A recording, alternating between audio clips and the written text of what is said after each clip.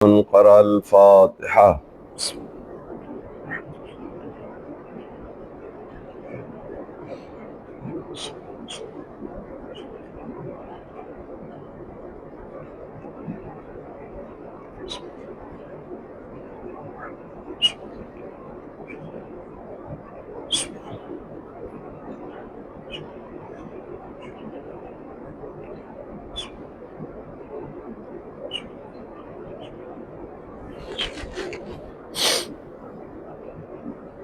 لا حول ولا قوة إلا بالله العلي العظيم. أعوذ بالله من الشيطان اللعين الرجيم. بسم الله الرحمن الرحيم. الحمد لله رب العالمين. الصلاة والسلام على أشرف الأنبياء والمرسلين أبي القاسم محمد صل على محمد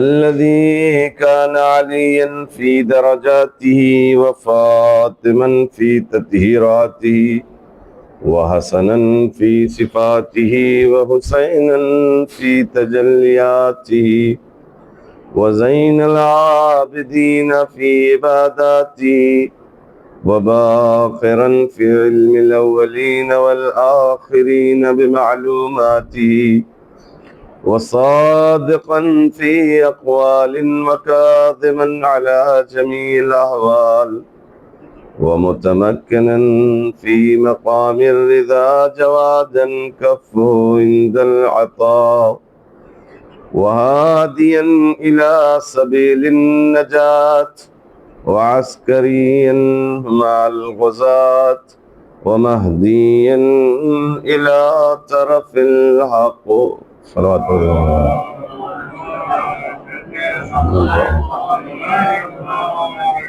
وآله الطيبين الطاهرين المعصومين المظلومين ولعنة الله على أعدائهم أجمعين.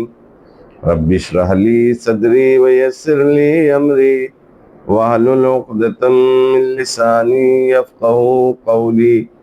أما بعد فقد قال إمام زماننا عجل الله تعالى فرجه الشريف وفي ابنة رسول الله لي أسوة حسنة صلوات الله.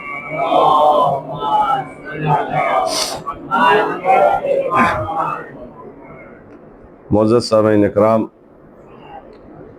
یہ ہمارے زمانے کے امام کے دین اقدس سے نکلے ہوئے یہ جملے کہ جسے آپ کے درمیان مسلسل پڑھنے کی سعادت حاصل ہوئی، جس میں آپ نے فرمایا کہ میرے لیے پیغمبر کی بیٹی اسوہ حسنہ ہے، بہترین آئیڈیل ہے۔ اب تک جو بات ہوئی میں جلدی سے اس کو خلاصہ کر دوں کہ انسان کے خلقت کا ہدف کمال تک جانا ہے، اور کمال پر جانے کے لیے کسی آئیڈیل یا نمونے کی ضرورت ہے۔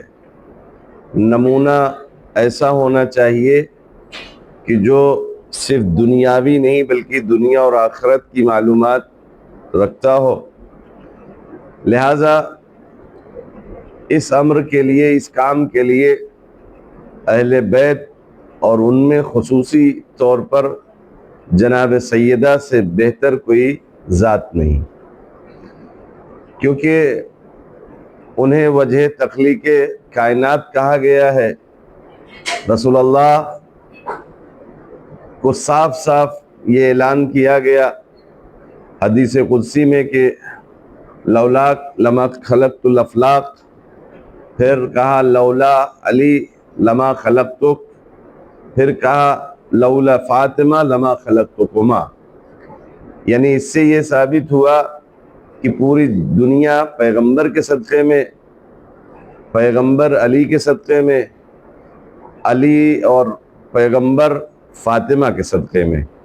خلاصہ یہ ہوا کہ پوری دنیا فاطمہ کے صدقے میں، لہذا فاطمہ زہرا سلام اللہ علیہا کی بسم اللہ کہ زندگی کے ہر پہلو کو جب آپ ذرا قریب سے دیکھیں گے تو وہ نمونہ عمل ہے، یعنی ان سے بہتر کائنات کی کوئی عورت نہیں، ان سے بہتر کائنات کی کوئی ذات نہیں، چاہے وہ بیٹی ہونے کی حیثیت سے ہو، بیوی ہونے کی حیثیت سے ہو، ماں ہونے کی حیثیت سے ہو۔ یہ بات ہم کر چکے، اور یہ جناب سیدہ کی زندگی میں پیغمبر کی حیات طیبہ تک کی بات۔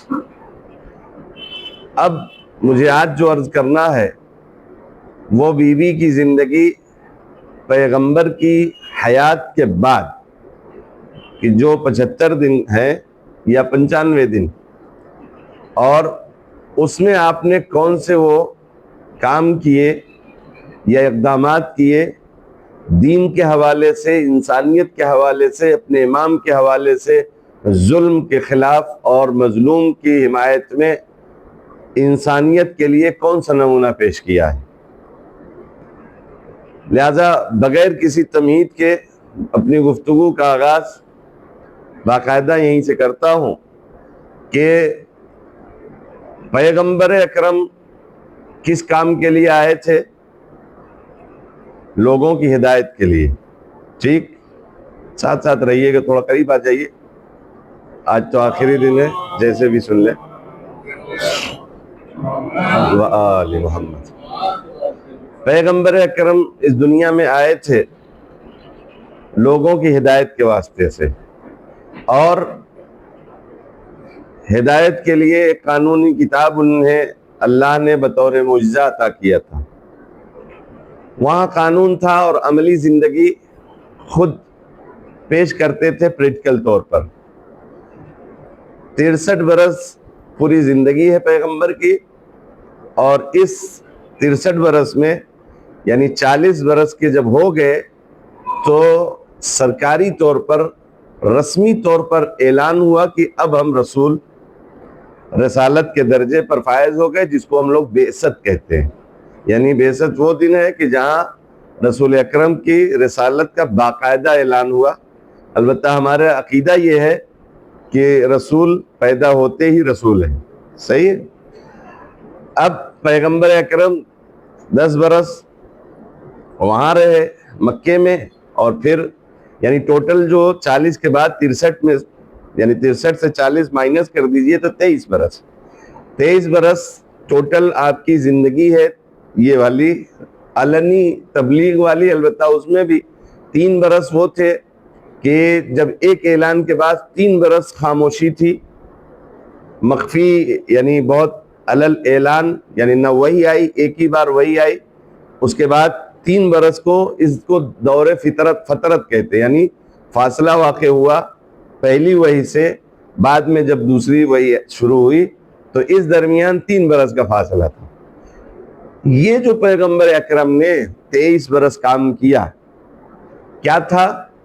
لوگوں کو اسلام کی طرف دعوت دینا، اچھائی برائی کی تمیز اور تعلیم دینا، واجبات بتانا، محرمات سے روک دینا، وغیرہ وغیرہ، جو ایک انسان کو درکار تھا کمال تک جانے کے لیے۔ اب میرا سوال آپ سے یہ ہے، اور آپ بھی اپنے آپ سے سوال کریں کہ پیغمبر نے جو یہ کام کیا تھا، کیا یہ اب ضرورت نہیں تھی بعد از پیغمبر، یا تھی؟ اگر تھی تو رسول اللہ کا زمانہ 11 ہجری میں ختم ہو رہا ہے، تو اب بعد میں کیا ہوگا؟ یعنی آپ یہ، یا کوئی دنیا کا انسان یہ کیا کہہ سکتا ہے کہ اب ہمیں اس کی ضرورت نہیں ہے، اتنا بتا دیے ہیں، ہم نے نوٹ کر لیا ہے، اب اس کی ضرورت نہیں ہے؟ اگر یہ کہنے جائیں گے، یا پہلے کا زمانہ ہوتا تو رسول اللہ کی پوری زندگی کو آپ ریکارڈ کر لیتے، ویڈیو اور آڈیو، جہاں جہاں جیسی جیسی ضرورت پڑتی ویسے دیکھ لیا جاتا۔ مگر یہاں تو زمانے کے تقاضے بدلتے ہیں، یعنی یہ تب ہو سکتا تھا تب جب سارے زمانے میں ایک ہی مرض چلے اور ایک ہی علاج ہو تو ٹھیک ہے، وہی پیراسیٹامول ہر جگہ چلے. لیکن بات یہ ہے کہ زمانے کے حساب سے مرض بدلتے رہتے ہیں. ایک زمانہ وہ تھا خود پیغمبر کی حیات میں مثلا جنگیں کی، ایک بار صلح کر لیا. تو اس کو اب آگے کی اگر آپ وہ فلم بنا کے رکھے ہوئے ہیں تو پھر نئے مسائل جو آتے ہیں دنیا میں اس کو کون بتاتا؟ تو اس کا مطلب یہ ہے کہ ویڈیو بھی اگر بن گیا ہوتا تو وہ کافی نہیں تھا. تو اب سوال یہ ہے کہ 11 ہجری میں پیغمبر 28 صفر کو اس دنیا سے چاہے شہادت چاہے وفات جیسے بھی رخصت ہو رہے ہیں، تو اب وہ کام چلنا چاہیے یا نہیں؟ انف ہو گیا، بس وہیں تک تھا معاملہ. ہر آدمی انسان عقل رکھنے والا کہ بھائی دیکھو اب 5G 4G بھلے ہے مگر آج بھی انسان جاہلی پیدا ہوتا ہے، جیسا کہ قرآن نے کہا ہے وَاللَّهُ أَخْرَجَكُم مِّن بُطُونِ أُمَّهَاتِكُمْ لَا تَعْلَمُونَ شَيْئًا. اللہ نے آپ کو ہم کو اپنی ماؤں کے شکم سے ایسی حالت میں پیدا کیا کہ لا تعلمون شیئا، کچھ جانتے ہی نہیں تھے.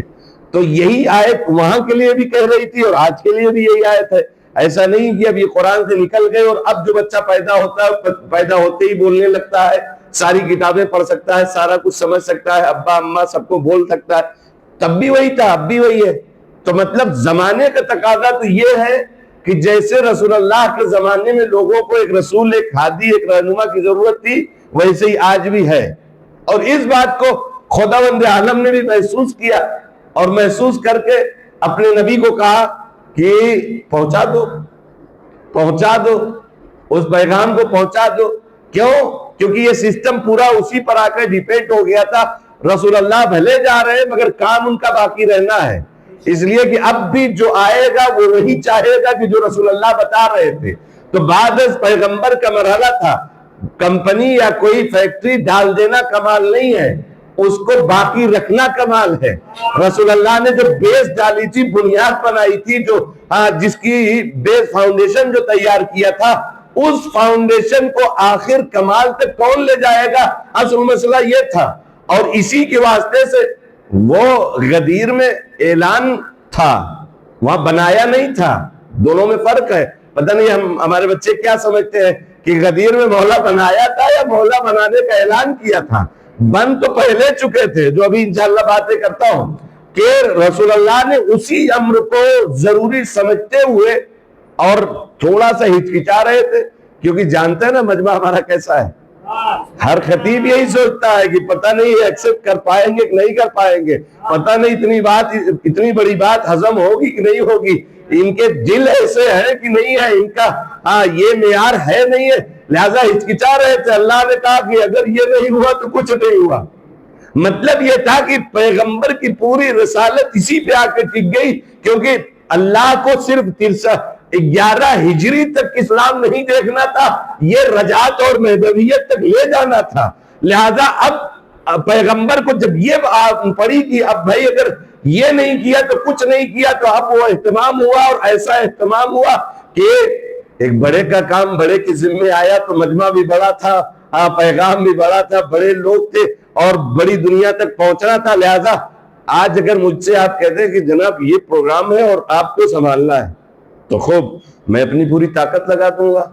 اور ہر آدمی یہی کرتا ہے، بھئی کوئی اہم کام اگر کسی کے ذمے کسی کے ذریعے آ جائے کہ بھئی آپ کو سنبھالنا ہے تو جیسے بھی ہوگا وہ سب کر لے گا ہی. نبی سے بہتر اس روئے زمین پر کون تھا کسی پیغام کو پہنچانے کے لیے؟ لہذا رسول اللہ نے ہر وہ طریقہ اور روش اپنایا کہ جس کے ذریعے سے یہ پیغام میرا پہنچ جائے. لہذا اگر یہ کوئی کہے ہم سن نہیں پائے تھے، رسول اللہ نے پوچھ بھی لیا تھا. اچھے استاد پڑھاتے پڑھاتے پوچھ بھی لیتے ہیں کہ سنائی دے رہا ہے کہ نہیں دے رہا ہے. رسول اللہ نے یہی چیک کرنے کے لیے یہ کہا تھا کہ کیا میں تمہارے نفسوں پر تم سے زیادہ ولایت یا تسلط رکھتا ہوں؟ تو سب نے جب کہا قالوا بلا، اس کا مطلب سن رہے ہیں، اس کا مطلب سن رہے ہیں. بات یہی ہے کہ رسول اللہ نے چیک کر لیا. اب تو وہ منافقت کی عینت ہے، منافق دل ہے جو اقرار نہیں کر پا رہا ہے، تو یہ کہہ رہا ہم سن نہیں پائے تھے، حافظہ کمزور ہو گیا تو وغیرہ وغیرہ. لیکن رسالت کی زبان جب اینٹ پتھر سن لیتے ہیں جی توجہ کیجئے گا، یہ رسول کی زبان ہے. یہ درختوں کو جب انہوں نے اشارہ کیا تو انہوں نے چل کر آ گئے. سنگریزے کو اٹھایا تو کلمہ پڑھنے لگ گیا. چاند کو اشارہ کیا تو جو بے جان ہم سمجھتے ہیں، جب وہ لوگ حرکت کر جاتے ہیں یہ تو جاندار تھے. اگر یہ کہا جائے تو یہ بالکل غلط ہے. رسالت کی زبان سے کوئی بات نکلے اور وہ پہنچانا چاہ رہا ہو تو وہ نہ پہنچے، یہ ہو نہیں سکتا. کیوں؟ اس لیے کہ ابراہیم علیہ السلام نے کعبہ کی تعمیر کے بعد آواز دی تھی. اللہ نے کہا کہ یہ آواز لگاؤ. جناب ابراہیم نے کہا کہ یہ میری آواز کہاں پہنچے گی پروردگار؟ کہا تم بولو تو، پہنچانا ہمارا کام ہے. جب ابراہیم نبی اللہ نے آواز دی، آج تک پورے زمانے پوری دنیا سے لوگ اونچی آواز کو لبیک کہتے ہوئے اللہم لبیک کی آوازیں بلند کرتے ہوئے حج کو جاتے ہیں نہیں جاتے ہیں؟ جب ابراہیم نبی اللہ آواز دے تو پوری انسانیت سن لے. فخر ابراہیم آواز دے من کنت مولا فہذا علی مولا، کوئی سنے نا، یہ ہو نہیں سکتا. یا علی، لہذا سنا تو سب نے تھا. کیوں؟ بڑا پیغام تھا. اس کو اس اہتمام سے اور ایسا اہتمام کیا، پتہ نہیں آپ نے جانا اور حتماً جان رہے ہوں گے، اس لیے کہ غدیر تو ہماری جان سے بھی قریب ہے. اور اگر انسان انسانیت کے تقاضوں کو پورا کرے تو بغیر غدیر کے معنی ہو ہی نہیں سکتا. اس لیے کہ وہاں انسان بنایا گیا ہے، وہاں انسانیت کا پیغام دیا گیا اور کوئی کچھ نہیں ہے، صرف انسانیت کا پیغام ہے. لہٰذا 3 دن وہیں سب کو ٹھہرا دیا. جی یہ جو اسکیم پیغمبر کی تھی، روش، اب سب کو پتا تھا کہ آج آ جائیں گے. ہر آدمی جہاں پہنچنا چاہ رہا تو وہاں سے 3 دن لیٹ تھا. تو اب جب لیٹ تھا تو آج کا زمانہ تو تھا نہیں کہ میسج کر دیتے کہ بھائی پیغمبر نے یہاں روک لیا ہے. میسج نہیں ہوا. اب جو منتظر تھے، بے قرار تھے کہ پتہ نہیں کیا ہو گیا، 3 دن ہو گئے نہیں آ رہے. اچھا پیغمبر نے بھی چلو ٹھیک ہے، ایک دن 20,000 لوگوں نے 40,000 نے بیعت کر لی تھی، ان کی چھٹی کر دیتے، لیکن ان کو بھی روک کے رکھا نہیں سب ایک ساتھ جاؤ گے. یہ روش تھی پیغمبر. کیوں؟ اہم پیغام تھا. جب داؤ پر نبوت لگ گئی تھی اسی پر آ کر، تو اب تو پورا اسکیم، پوری طاقت لگا دینا ہے پیغمبر کو. لہذا پیغمبر نے کہا کہ نہیں، سب کو رکنا ہے، سب کے کھانے پینے کا انتظام، یہ بھی ایک خرچہ بڑا ہی تھا. لیکن پیغمبر نے کہا سب چلے گا، لیکن کسی کو چھٹی نہیں. اب سارے 3 دن لیٹ جب پہنچے تو کیا پوچھتا؟ پہلا سوال کون کیا کرتا؟ بھائی کیوں لیٹ ہوئے؟ جی نہ چاہتے ہوئے بھی بتایا، کچھ لوگ محبت سے بتائے، کچھ لوگ بغاوت سے بتائے، کچھ لوگ الفت میں بتائے، کچھ لوگ نفرت میں بتایا مگر سب نے یہی نا. جی یعنی وہی کام ہو گیا. اب سوال یہ ہے، یہ اعلان تو پیغمبر کی حیات میں ہوا، ٹھیک. اب پیغمبر کی حیات کے بعد اس اعلان کو عملی جامہ کیسے پہنایا جائے گا؟ کیوں؟ کیونکہ دشمن بڑے کھوسٹ لوگ ہیں جو کسی بھی طرح سے انسانیت کے پیغام کو عام کرنے کے لیے راضی نہیں ہے. کیوں؟ کیونکہ رسول اللہ کی حیات میں ہی ان لوگوں نے یہ دیکھا کہ بھائی یہ تو مسجد میں رسول اللہ سب انسانیت کا پیغام دے رہے ہیں، اسلام کی تعلیمات انسان کو کمال تک لے جانے کے لیے جو چیزیں درکار ہیں وہ سب بول رہے ہیں، اور ہمارا کچھ چلنے والا نہیں. تو ان لوگوں نے ایک مسجد بنا دی. اس مسجد کا نام قرآن نے کیا کہا؟ زرار. مسجد زرار یعنی اذیت پہنچانے والی، ضرر نقصان پہنچانے والی مسجد. اور رسول اللہ سے کہا کہ آئیے آپ اوپننگ کر دیجئے. رسول اللہ نے کہا کہ ٹھیک ہے. کسی جنگ میں جا رہے تھے کہ ٹھیک ہے لوٹتا ہوں تو دیکھتا ہوں.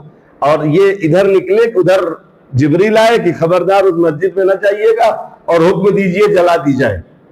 جی اگر تقوی یا کسی سازش کے تحت کوئی مذہبی عمارت بھی بنتی ہے تو اللہ کا حکم ہے کہ وہ قابل احترام نہیں ہے. سمجھ گئے آپ؟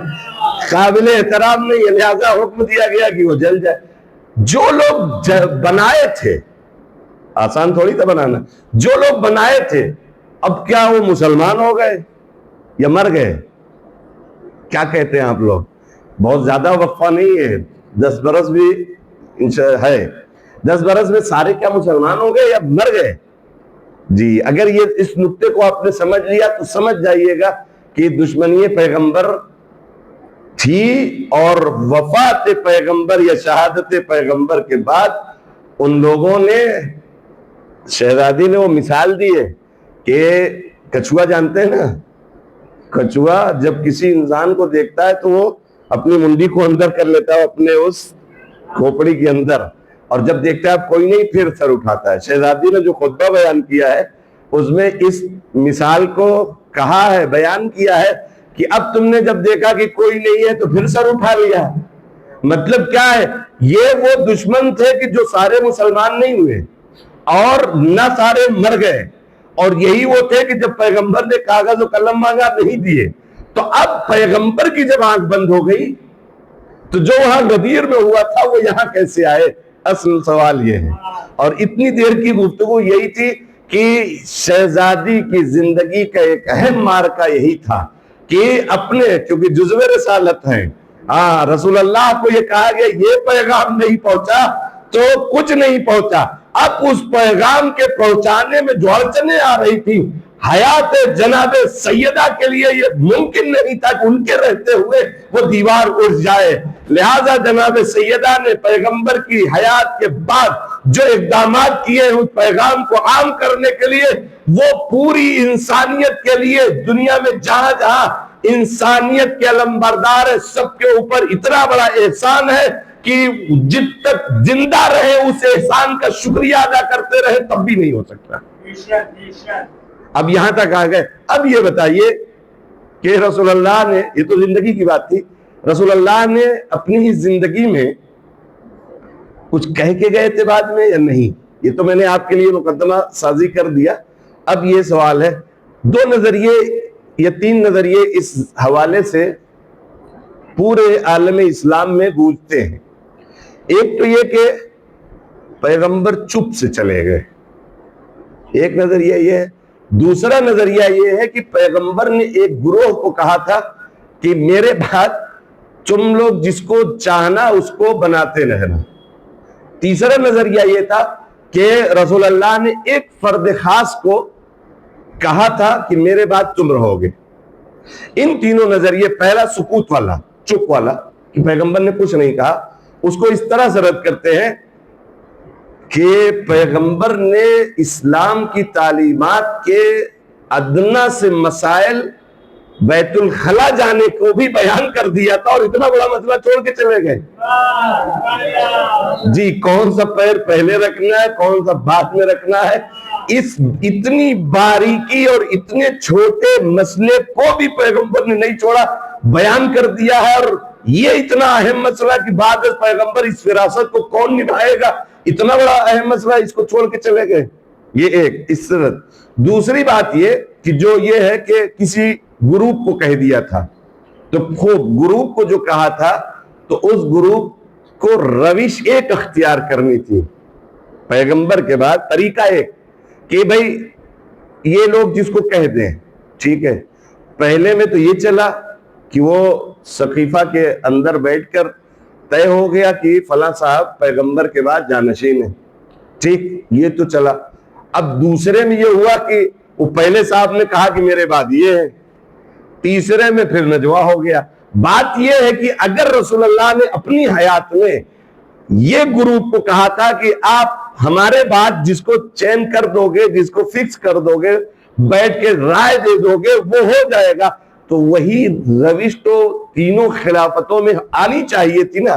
لیکن ہم نے دیکھا تینوں تین طرح سے بن گئے، تو تینوں جب تین طرح، اس کا مطلب یہ ہے کہ یہ رسول اللہ کی روش نہیں۔ اگر کسی گروپ کو کہا تھا تو اگلے بننے کے لیے بھی پھر گروپ بیٹھتا، تیسرے میں بھی پھر گروپ بیٹھتا، لیکن یہ دیکھا گیا کہ ایک ہی میں تو گروپ بیٹھا، اس کے بعد تو بہتر دونوں میں الگ الگ آ گیا۔ اس کا مطلب یہ بھی صحیح نہیں۔ تیسرا نظریہ جو یہ ہے کہ کسی فرد خاص کو کب کہا بھائی؟ کہا جب سب سے پہلے پیغمبر کو حکم ہوا کہ اپنے خاندان کو ڈراؤ، جی، یوم الانذار، اس کو کہتے ہیں یوم انذار، یعنی ڈرانے والا دن۔ وَانذِرْ عَشِيرَتَكَ الْأَقْرَبِينَ، اے پیغمبر اپنے قریب اپنے رشتہ داروں کو ڈراؤ، اس کو کہتے ہیں ذو العشیرہ۔ آگے جوڑ دے دعوت ذو العشیرہ، اور یہ اسلام کی پہلی دعوت، پہلا میسج، وہی عادت ہم لوگوں کو آج تک پڑی ہوئی ہے کہ جہاں یہ دعوت ہوگی وہی مجمع جائے گا.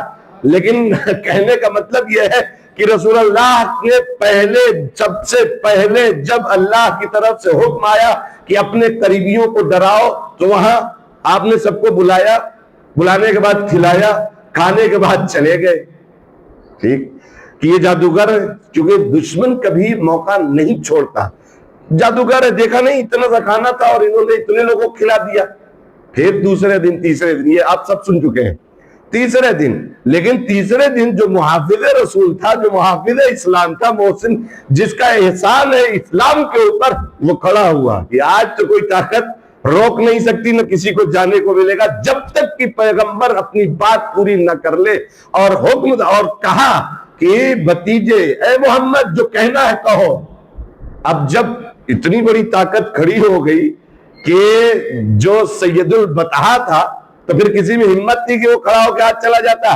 جی کیا کہتے ہیں اس کو کہ بات کا لات کا آدمی بات سے نہیں مانتا.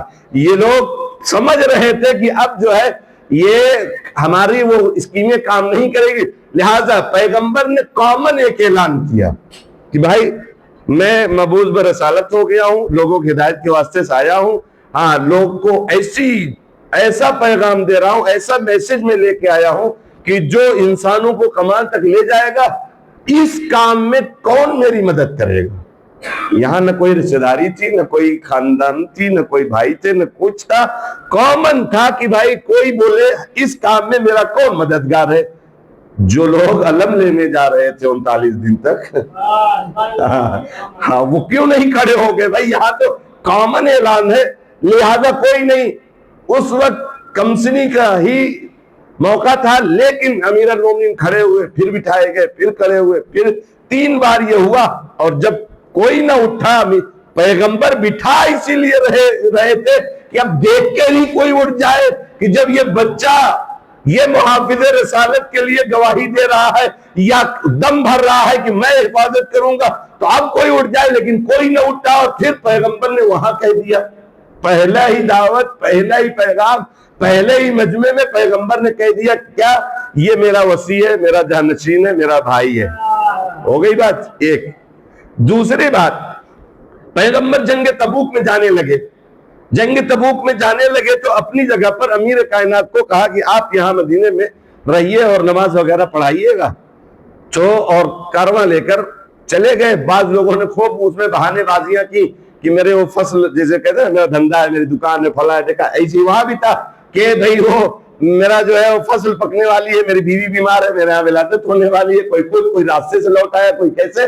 بہرحال بہت سارے لوگ بہانے کیے، اور جو بچ گئے تھے وہ کہہ رہے تھے کہ لگتا ہے رسول اللہ سے بنتی نہیں ہے، امیر المومنین سے لگتا ہے بنتی نہیں ہے. بھئی ہر جگہ تو لے جاتے تھے، یہاں نہیں لے گئے. اور اس طرح کی جملے بازیاں. امیر المومنین کو تکلیف ہوئی، اور پیغمبر کے کارواں جانے کے بعد آپ نے تیز رفتار گھوڑا لیا، اور جہاں پیغمبر کا قافلہ پہنچا تو وہاں جا ملے. اور جانے کے بعد پیغمبر سے کہتے یا رسول اللہ، سب ایسے ایسے تانا دے رہے ہیں کہ پیغمبر نے مدینے میں ان لوگوں کو چھوڑا، عورتوں کو، بچوں کو، اور جن کو نہیں چاہتے تھے جو نہیں، تو اس طرح کی باتیں کر رہے ہیں.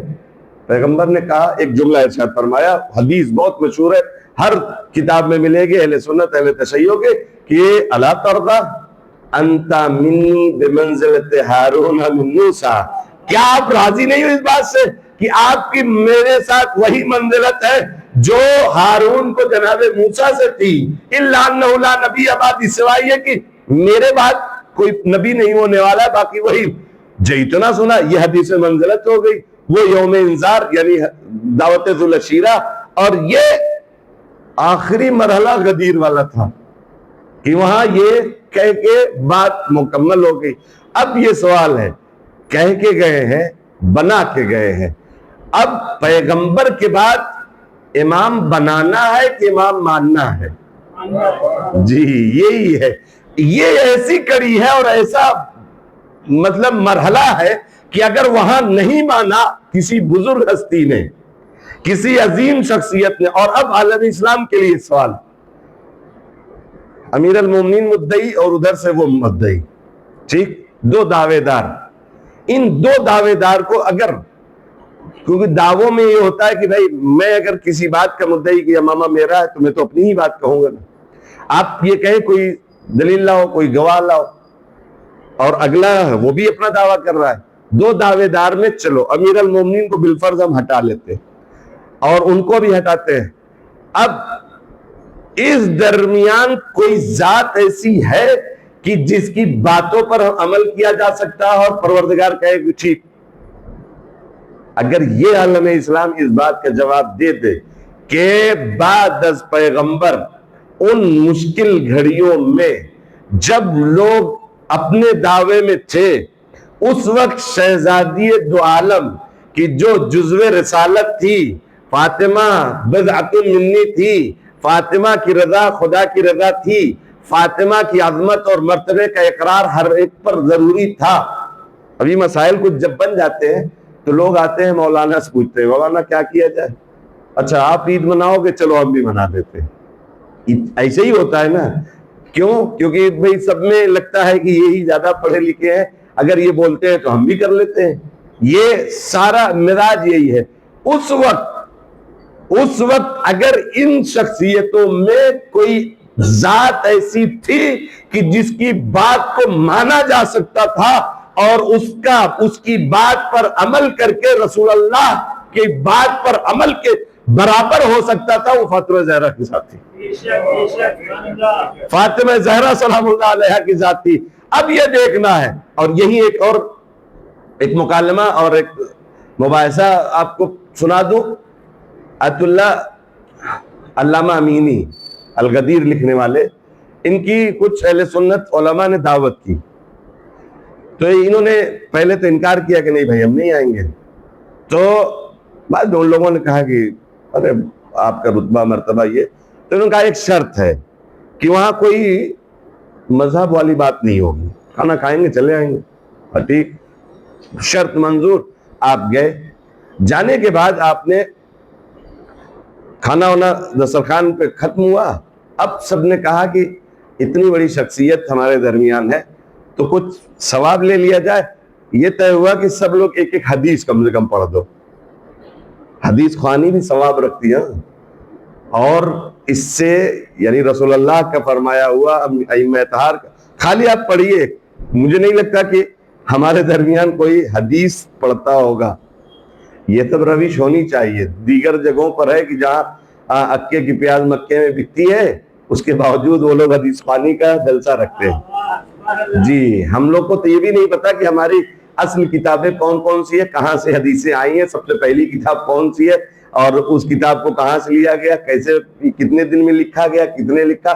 واقعا یہ افسوسناک ہے کہ جس کا منبع، جس کا مذہب اور جس کے راہبر اتنے پختہ اور مضبوط، اور اس کے ماننے والے اس حد تک بھی نہ پہنچے. ابھی بچوں سے اور دوسری باتیں پوچھو تو خوب بتائیں گے ہاں ٹنڈولکر نے یہاں سنچری ماری، وہاں مارا.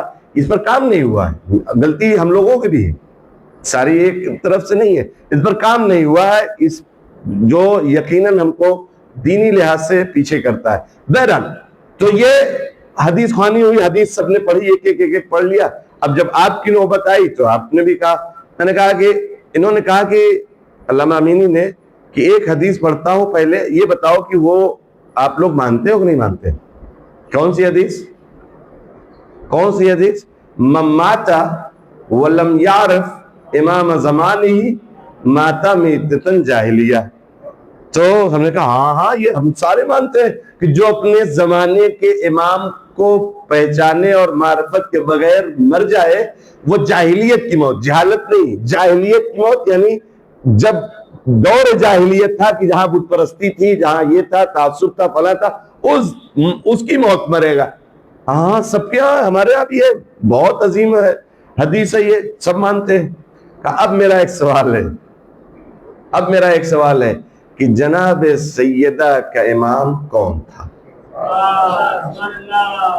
جناب سیدہ کا امام کون تھا؟ پورے مجمع میں سناٹا. کیا کہیں؟ اگر یہ کہتے ہیں انہوں نے کسی کو امام نہیں مانا تو حدیث کہتی ہے کہ جو نہ پہچانے اور مر جائے وہ جاہلیت کی موت. اتنا بڑا الزام تو شہزادی کی ذات پر نہیں لگا سکتے. اچھا اگلا فقرہ جو ہے اگر کہتے ہیں کہ امام انہوں نے مانا ہے تو کس کو مانا؟ علی کو چھوڑ کر ان کے مقابل میں آنے والے کو شہزادی امام مان سکتی ہے؟ یہ ہو نہیں سکتا۔ پورے مجمع میں سناٹا اٹھے اور چلے آئے۔ بات یہی ہے کہ بعد از پیغمبر امام بنانا نہیں تھا، امام ماننا تھا۔ اور جب اتنی بڑی عظیم شخصیت، شاید اسی لیے رسول اللہ دکھا رہے تھے، بتا رہے تھے، کہہ رہے تھے، بول رہے تھے، احترام کر کے دکھا رہے تھے کہ ان کو راضی کرو، ان سے ملو، ان کا یہ میری جان ہے، یہ میری روح ہے، یہ میرا قرار ہے۔ سب کچھ جو کہہ رہے تھے وہ اسی بنیاد پر کہ میرے بعد ان کی ذات، اس کی جس نے تاسی کی، ان کی جس نے پیروی کر لی، وہ کامیاب ہے، اور اس حدیث پر بھی صادق آئے گا۔ صلوات پڑھ دے محمد و آل محمد پر۔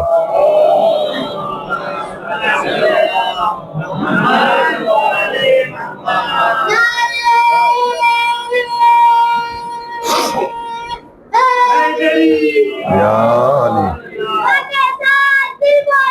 علی مولا، علی مولا، علی مولا، علی مولا،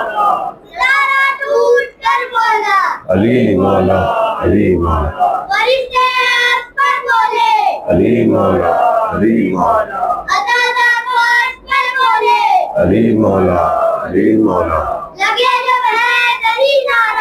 علی مولا، علی مولا۔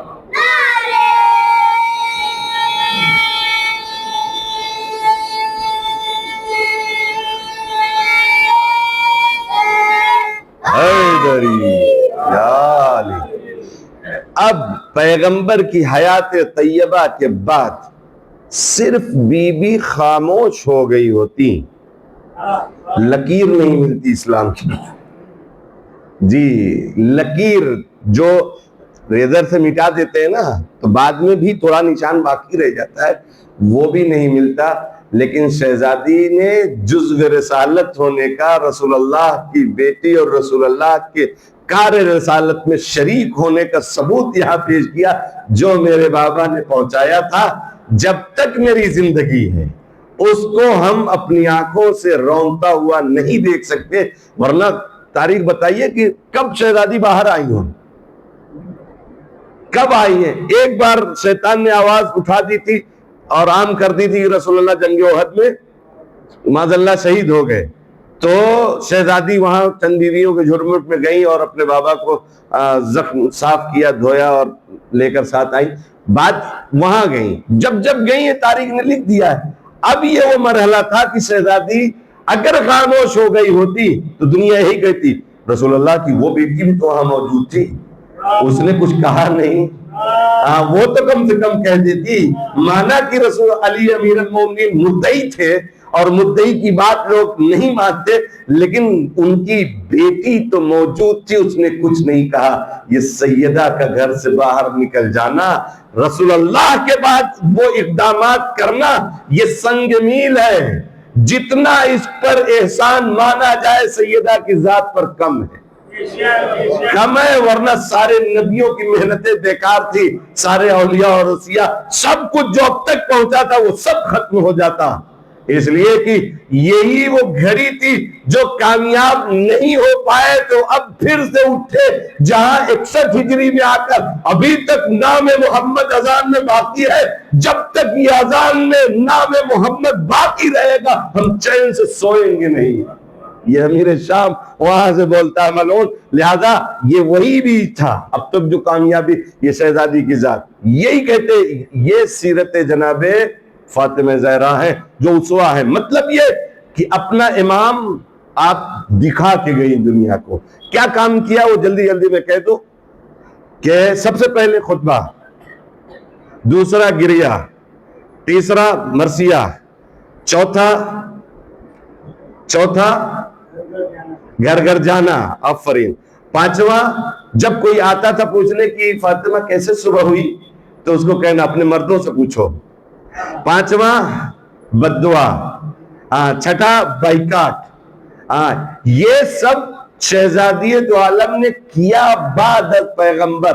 خطبہ دیا، خطبے میں آپ جب گئی ہیں جی چند حجابوں کے درمیان، میں چند کہہ رہا ہوں، کم سے کم 4 علماء نے جو بیان کیے، اور جانے کے بعد آپ نے خطاب کیا ہے کون لوگ تھے وہاں؟ جی خطبہ گھر میں بھی دیا، خطبہ اس وقت بھی دیا جب ملعون آگ و لکڑی لے کر آیا تھا، بول رہی تھی، خطبہ تو اسی کہا جاتا ہے نا، اس گھر میں آگ لگاؤ جس میں حسنین رہتے، کیا ادب تھا، واقعا چاہتی تو اسی لب و لہجے میں بولتی، لیکن یاد دلانا چاہا کہ اس گھر میں آگ لگاؤ گے جس میں حسنین رہتے ہیں، اس لب و لہجے میں تو ظالم سے ظالم انسان پست ہو جاتا ہے کہ بھائی آپ کیوں مارنا چاہ رہے ہو، آپ کیوں مارنا، اس ادب میں شہزادی نے جواب دیا، لیکن وہی ہے خطبہ وہاں آ کر دی، وہاں کون لوگ تھے؟ انصار بھی تھے، مہاجر بھی تھے، اہل ثقیفہ بھی تھے، کون سا؟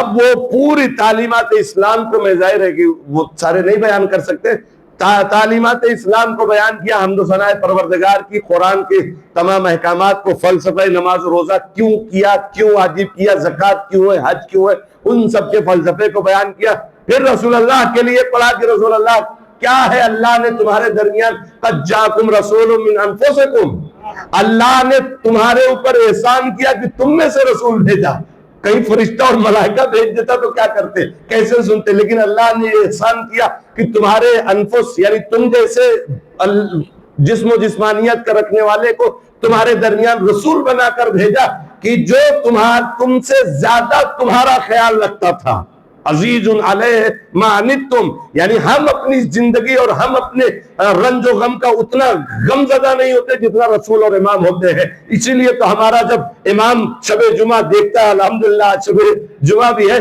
کہ جب ہمارے نامہ اعمال کو دیکھتا ہم تو نہیں روتے، ہم ایسے ہی سینہ تان کے چلتے ہیں، چاہے کسی کا کھایا، کسی کا مارا، چاہے جو کچھ کیا، لیکن امام آنکھوں سے اشک بہاتا ہے، کیوں؟ وہ ہم کو چاہتا ہے، میرے چاہنے والے، جیسے ایک باپ اپنی بیٹے کی نافرمانیوں کو جب دیکھتا ہے تو وہ کوہتا ہے، وہ اپنی ان دلی مشکلات کا اظہار کرتا ہے، لفظوں میں نہیں کہہ پاتا مگر آنکھوں سے خون کے آنسو ہوتا، ویسے ہمارا امام یعنی ایسے رسول اللہ نے بھیجے ہیں تمہارے لیے کہ جو تم میں سے تھا، تم سے زیادہ تمہارے رنج کو محسوس کرتا تھا، حریص علیکم، اور تم سے زیادہ وہ چاہتا تھا کہ تم ہدایت پا جاؤ، بالمومنین رؤوف الرحیم، اور تمہارے درمیان مومنین کے لیے رؤوف بھی تھا، رحمان بھی تھا، رحیم بھی تھا۔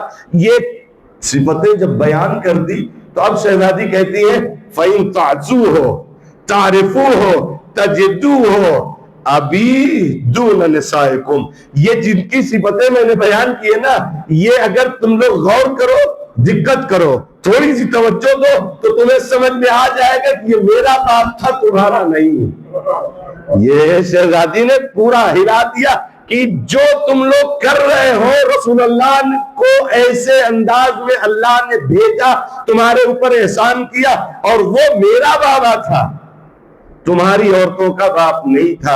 اور اس کے بعد اصل مدعا پہ آئی جو امیر المومنین کے صفات، 8 صفتیں بیان کی کہ مستحدن فی دین اللہ، اللہ کے امر میں، مستحدن فی امر اللہ پہلی صفت، قریباً من رسول اللہ، سیدن فی اوصیاء اللہ، مشمرن ضاحکن ناصرن، یہ ایسی صفتیں ہیں جو شہزادی نے بیان کی، کسی کی سمجھ سے باہر تھا۔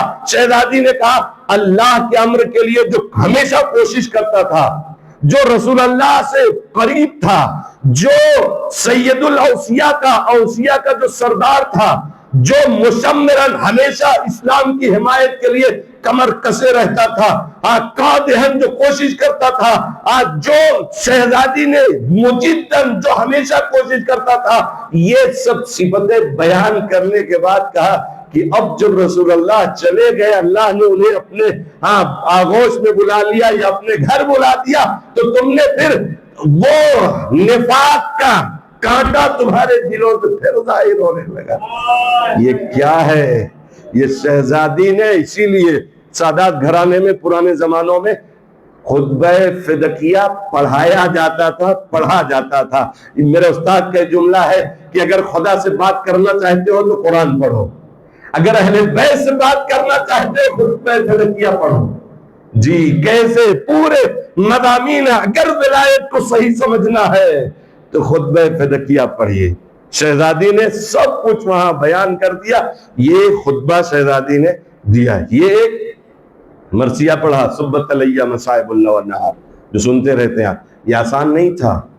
شہزادی نے وہ پڑھا، اور جو اہم بات گریہ، گریا تو گھر میں بھی کر سکتی تھی جی، کبھی احد گئی، کبھی بقیع گئی، کبھی قبر پیغمبر پہ گئی.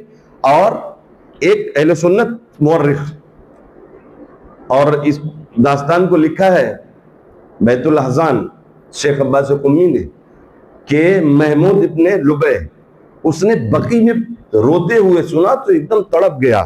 ایک بی بی ہے، 4 بچے ہیں، رو رہی ہیں، ایسی آواز ہے کہ دل پھٹا جا رہا ہے. قریب گیا اور جانے کے بعد کہتا ہے اے بی بی کیوں آپ روتی ہیں؟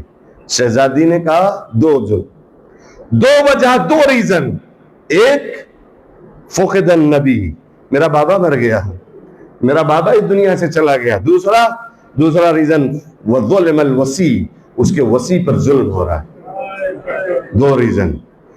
اب اس نے کہا کہ شہزادی کیا آپ کے بابا نے اس کو کلیئر نہیں کر دیا ہوتا تو اچھا ہوتا، مسئلہ ولایت کو امیر المومنین کے. تو شہزادی نے وہ جملہ ارشاد فرمایا کیا غدیر کے بعد بھی کوئی ضرورت تھی کہنے کی؟ اب اس سے بڑا نہ مجمع تھا، نہ اس سے بڑا اہتمام تھا، نہ اس سے بڑا کوئی منبر تھا، نہ اس سے بڑی کوئی آواز تھی. ابھی کلیئر تو کر ہی دیا تھا، اس میں کیا بچا تھا؟ اس کے بعد بھی وضاحت کی ضرورت تھی. یہ گریہ شہزادی کا، یہ سیاسی بھی ہے یعنی، اور یہی سیرت سید سجاد نے بھی اپنائی تھی کربلا سے. گھر میں بیٹھ کے نہیں روئے، باہر قصاب کی دکان پہ دیکھا رونے لگے. کیا بھائی تم نے جب ذبح کیا تھا پانی پلایا تھا؟ پانی پلایا؟ ہاں میری تو عادت ہے جب جانور ذبح کرتا ہوں پہلے پانی پلاتا ہوں. مولا تڑپتے تھے، ہائے میرا بابا. مطلب پوچھو کہ بابا کے ساتھ کیا ہوا ہے. یہ تحریک ہے، ایسے روتے تھے. جناب سیدہ کی سیرت یہی تھی، گھر میں بیٹھ کے نہیں روتی تھی، باہر یہ رونا 40 دن. یہ بہت اہم تھا. جو شہزادی گھر سے باہر نہیں نکلتی تھی لیکن اپنے امام کی ولایت کی حفاظت کے لیے بچوں کو لیا، سواری، امیر کائنات ساتھ جاتے تھے. دخل بات کیا، تم نے سنا نہیں ہے میرے بابا نے کیا فرمایا تھا غدیر میں؟ ہاں سنا تھا، یہ شہزادی سنا تھا. پھر آ کے کیوں نہیں بولتے ہو؟ انشاءاللہ میں کہہ رہا ہوں وہ ظالم کہاں اتنی کسی میں جرأت تھی کہ وہ امیر المومنین کے لیے آ کے اعلان کر دیتا. رات میں اقرار کرتے تو صبح کوئی نہیں آتا تھا. کچھ یہ کہتے تھے کہ مگر پہلے کہنا چاہیے تب تو ہم نے بیعت کر لی. شہزادی کہتی تھی کہ علی مثل کعبہ ہے، کعبے تک جانا پڑتا ہے، کعبہ آتا نہیں ہے. میرے بابا نے کہا ہے علی کی مثال کعبے کی ہے، لہذا تم کو ان کا حق دینے جانا چاہیے تھا. وہ نہیں آ کے کہتے کہ میری بیعت کرو، مجھے آقا اور حاکم مانو، لہذا تمہاری یہ بات غلط. شہزادی نے وہاں استدلال کیا ہے. یہ شہزادی گھر جا کر اور اس کے بعد جب کوئی پوچھتا تھا کیسے آپ کی رات گزری، اپنے مردوں سے پوچھو، بد دعا کی، مرثیہ پڑھا، بہت ساری باتیں، وقت تمام ہو رہا. شہزادی یہ سب کچھ کر کے اپنے امام کی ولایت کی حفاظت کے لیے، یہی ہے نا جب جس کی ضرورت ہو وہ دے دیا جائے. کبھی کھانے کی ضرورت تھی دے دیا بنام اسلام، کبھی پانی کی ضرورت تھی دے دیا بنا، کبھی لباس کی ضرورت تھی دے دیا، کبھی پیسوں کی ضرورت تھی دے دیا. اب جان کی ضرورت ہے. علی میں تمہیں تنہا نہیں، ایسا نہیں چھوڑ سکتی میرے رہتے ہوئے. جی وہ سازشیں اسی درمیان ادھر بیعتیں ہو رہی ہیں، لوگ بیعت کر رہے ہیں. چند لوگوں کی بیعتیں نہیں تھیں، بار بار بلایا جاتا تھا. امیر المومنین کہتے تھے میں قرآن جمع کر رہا ہوں. پھر کنفوس کو بھیجا جاتا تھا جاؤ بلا کے لے آؤ، میں قرآن جب تک یہ جمع نہیں کر لوں گا تب تک گھر سے باہر نہیں نکلوں گا. اور آخر میں جب جمع کر لیا تو اب لا کے مجمع میں پیش کر دیا، دیکھو بھائیو ہم نے جمع کر دیا ہے. کون آیت کیسے نازل ہوئی ہے، کس کی شان میں آئی، کس کی مذمت میں آئی، یہ قرآن ہے. اب دیکھا ان لوگوں نے کہ ارے یہ تو قرآن اگر آ گیا مجمع میں، اگر لوگوں کے ہاتھوں میں آ گیا تو سب کی خلئی کھل جائے گی. لہذا اسی دن تیش میں جا کر کہتے ہیں تم لوگ اپنا کام کرتے، دیکھو علی کیا کر رہے ہیں. اگر وہ قرآن آ گیا جاؤ آج ہی لے کر آؤ علی کو. اگر بیعت کرتے ہیں تو بیعت کرے ورنہ سر قلم کر دو. عزیزو یہ پوری سازش پلان تھا علی کے قتل کا لہذا آئے جب کل بات کیا اب الحسن نہیں جائیں گے. جناب فاطمہ نے کہا پھر کون جا کے کہتا ہے کہ بی بی آئی اور انہوں نے منع کیا کہ علی نہیں جائیں گے. یہ ظالم کہتے ہم کو عورتوں سے کیا مطلب ہے, آپ بتائیے انصاف سے کی کیا فاطمہ عام عورت تھی, رسول اللہ کی بیٹی ہے جن کے صدقے میں کائنات خلق ہوئی ہے, لیکن پھر بھیجا گیا ان کے پاس وہ اسکیم نہیں. لوگ کہتے ہیں اب یہ نئی سازشیں ہو رہی ہے کہ علی ایک عام آدمی بھی یہ برداشت نہیں کرتا کہ اس کے رہتے ہوئے اس کی ناموس پر کوئی حرف آئے, اس پہ کوئی حملہ کر دے, کوئی اسے مار دے. کیسے علی, علی کے لیے اتنی بڑی بات کیسے تم لوگ کہتے ہو؟ عزیزان گرامی, علی نہیں فاطمہ نے علی کو روکا تھا. اے علی تم نہیں جاؤ گے, میں ان کی سازشوں کو سمجھ رہی ہوں. جو کام علی کے ساتھ ہوتا وہی فاطمہ کے ساتھ کیا گیا. دروازے کے پیچھے بیوی کا پہلو شکستہ ہوا, لیکن بیوی نے اپنی راہ ولایت میں اپنی جان تک دے دی, لیکن جب تک زندہ رہی علی کے اوپر حرف نہیں آنے دیا. یہ وہ پہلو ہے جو ہم چاہنے والوں کے لیے پیغام ہے. اپنے امام کے ساتھ کتنی دیر تک اور کیسے رہا جاتا ہے, اگر جان کی بھی ضرورت پڑے تو جان دے دیا جائے. عزیزو, اس حملے کے بعد سیدہ خاموش ہو گئی, بیمار.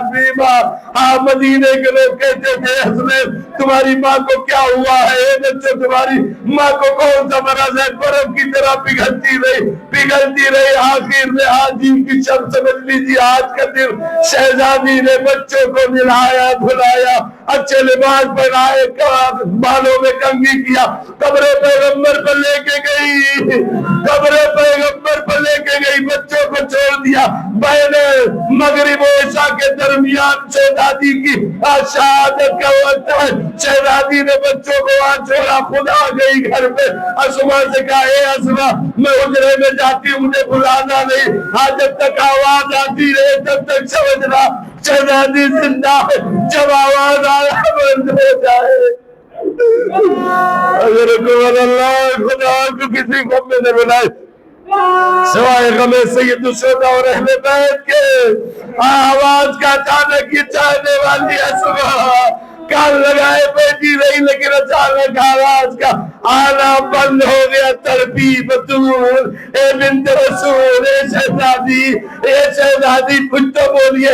اب تو کوئی آواز نہیں, چادر سر پہ ڈالی اور چاہتی ہے کہ امیر المومنین کو خبر کر دے. راستے میں بچے ملے, بچوں نے جب اسما کو ایسی حالت میں دیکھا سمجھ گئے, آئے گھر تک. اے بچوں نے کہا مادر گرامی کا بچوں آپ پہلے کھانا کھا لو. اسما کیا تم نے کبھی دیکھا ہے ہم نے اپنی ماں کے بغیر کبھی کھانا کھایا ہو؟ اسما چڑھی, اے بچوں اب تمہاری ماں اس دنیا میں نہ رہی. حسنین حجرہ عبادت کی طرف گئے, سینے پر امام حسن نے اپنے ہاتھ کو سینے سے لگایا اور امام حسین نے پیروں پر سر رکھ دیا اور ایک آواز ہو کے کہتے کلمینی یا اماں, اے مادر گرامی بات کریے ورنہ روح نکل جائے گی جسم سے. اسما نے کہا اے بچوں جاؤ بابا کو آواز دو. بچے گئے. اللہ کسی کو یہ دن نہ دکھائے ماں کی موت کی خبر باپ کو دینے کے لیے, وہ بھی سیدہ جیسی ماں, حسنین جیسے بیٹے, ابو الحسن علی جیسا باپ. اب بچے گئے, اے بابا یا بتا خدمات تو تم بلا. اے بابا ماں اس دنیا سے رخصت ہو گئی.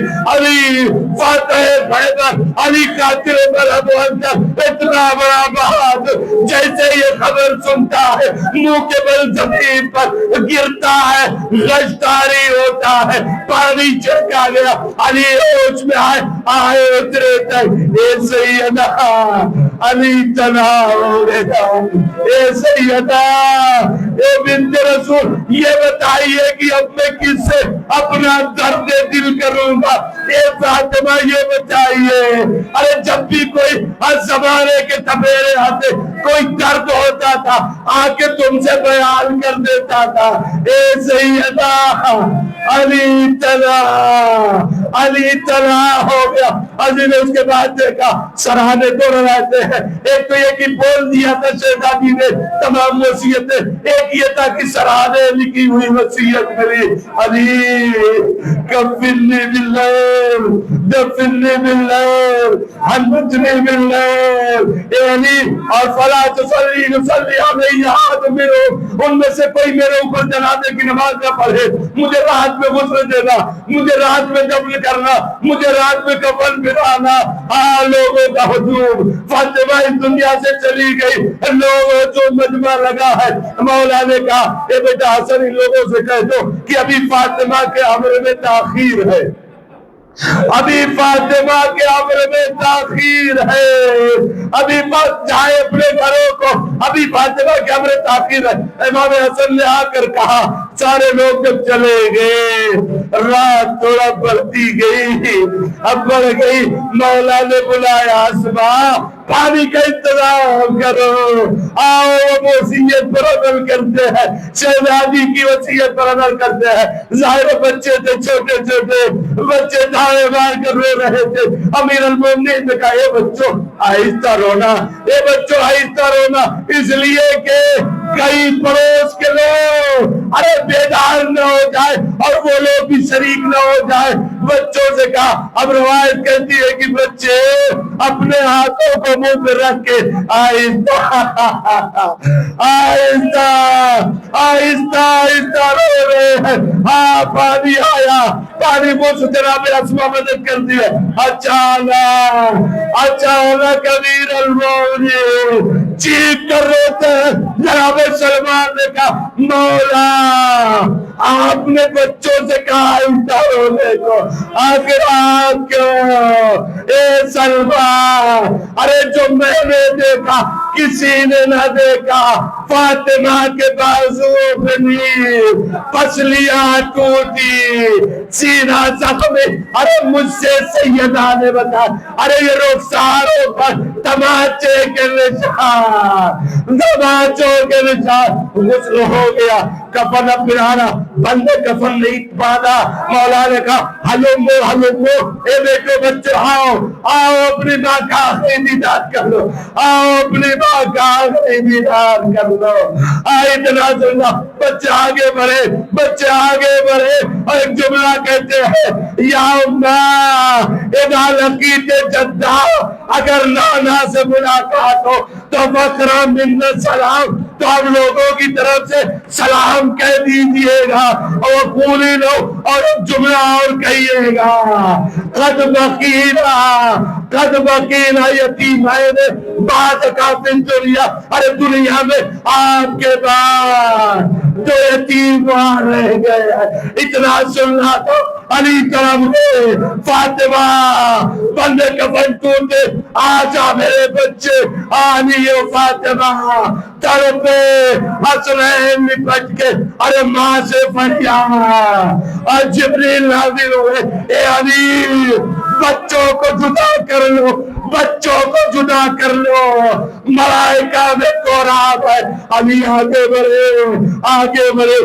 ظاہر ہے تسلی دی ہوگی, دلاسا دیا ہوگا, بڑے پیار محبت سے جدا کیا ہوگا. میں کہوں گا ہاں مولا یہی دستور ہے. ارے جب کوئی گزر جائے اس کے وارثین کو اس کے جنازے سے ہٹانے کا یہی طریقہ. مولا یہ مدینہ ہے لیکن یہی کربلا میں آئی ہے. ایک بچی باپ کے سینے سے لپٹ کے جب بیٹھ کرے, کوئی تماچا, کوئی تازیانہ, کوئی اذیت ہے, کوئی پیار سے نہیں. اب جب شہزادی سے جسم سے حسنین کو ہٹایا, جنازہ تیار ہوا, جنازہ تیار ہوا. امیر المومنین بتائی ہوئی جگہ کہ دلاور لوگ حالات کی تاریخی تاکہ کوئی دیکھ نہ سکے. اب جب پہنچے قبر کے قریب شہزادی کا جنازہ قبر کے قریب کے ایک ہاتھ نمودار میں لاؤ میری ہمارا یا رسول اللہ یہ امانت نہیں دیے لیکن ویسے نہ واپس کر سکا. ہاں ویسے نہ واپس کر سکا جیسے امانت ملی تھی. یہ علی ایک فاطمہ کا جنازہ اکیلے قبر میں اٹھاتے ہیں لیکن ہاں ایک اور علی زندان میں ایک جنازہ لے کر. لیکن دونوں میں فرق یہ تھا علی کے ہاتھ کو لیتے سید سجاد کے ہاتھوں.